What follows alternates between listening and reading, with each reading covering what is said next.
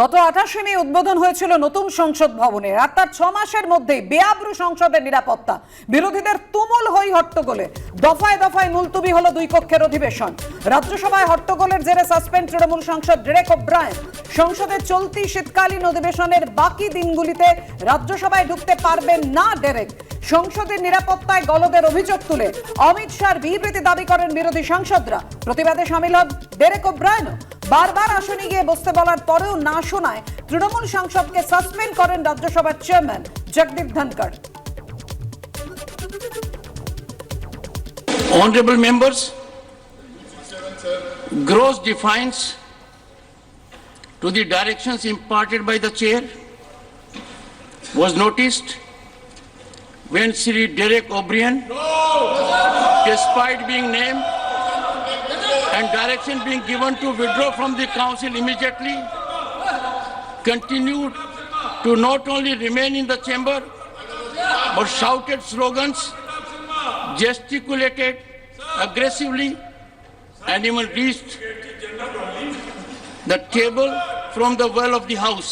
And having been named by the chair, resolves that the above mentioned member, that is Sri Derek O'Brien, be suspended from the service of the council for the remainder of this session under Rule 256. দেখুন, সাসপেনশনটা ওদের মুড়ি মুড়কির মতন হয়ে গেছে। আমি নিজে 3 বার suspend হয়েছি, আজকে ডেরেকেটটা অফিসিয়াল হয়ে গেলে ও 3 বার হয়ে যাবে। তো আমাদের সাসপেনশনে হ্যাট্রিক হয়ে যাচ্ছে, ওদের কোনো যায় আসে না। বলছে ডেরেক কেন, আরে বলছে ডেরেক কেন ওয়েলে নেমে কথা বলছে। ওয়েলে নামা আমার রাইট।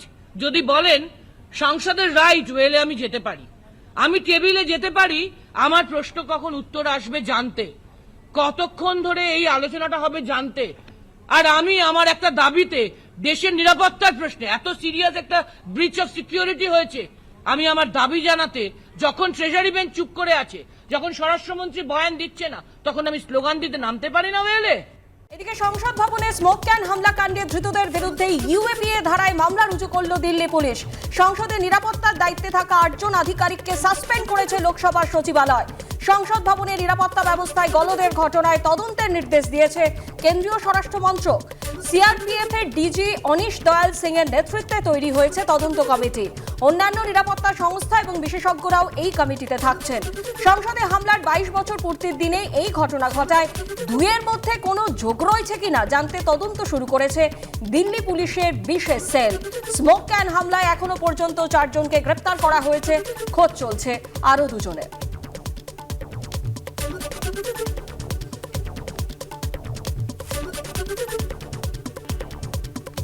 माननीय सदस्यगण,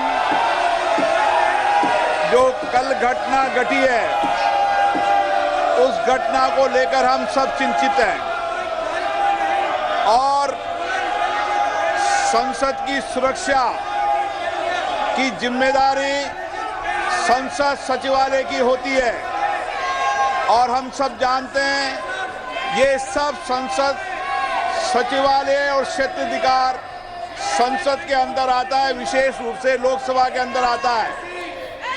और इसीलिए मैंने आपसे कल चर्चा की है, संवाद किया है, फिर हम चर्चा करेंगे, आप लोगों सबको बुलाकर चर्चा करेंगे। सारी सुरक्षा की जिम्मेदारी और क्षेत्राधिकार लोकसभा सचिवालय का है और इसीलिए लोकसभा सचिवालय फिर आपसे चर्चा करेगा।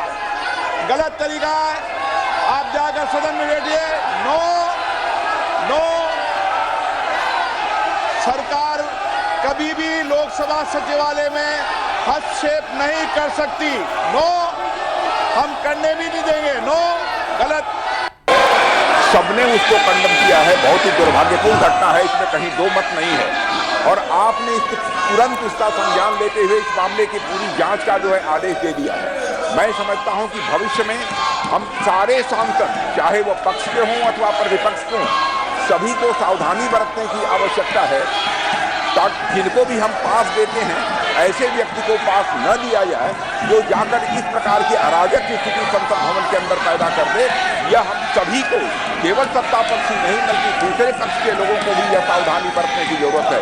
और आपने तुरंत संज्ञान लेकर इस मामले का अध्यक्ष महोदय, आपने जांच का आदेश दिया है और अन्य भी जो प्रिकॉशन भविष्य में लिए जा सकते हैं वह लिए जाएंगे। और अध्यक्ष महोदय, आपकी जानकारी में मैं यह भी लाना चाहता हूं कि यह हमारा ये पुराना संसद भवन है, उसमें भी इस प्रकार से बराबर जैसे नारेबाजी की घटनाएं और पेपर फेंकना और तरह तरह की जंपिंग की घटनाएं पिछले जो हमारा पहले का पार्लियामेंट है उसमें भी पहले हो चुकी हैं। मैं समझता हूं कि सभी को मिलकर इस घटना को कंडेम करना चाहिए और जांच रिपोर्ट जो आपने दी है और साथ ही भविष्य में क्या क्या प्रिकॉशंस लिए जाने चाहिए इसका भी आपने निर्देश दिया है अध्यक्ष महोदय।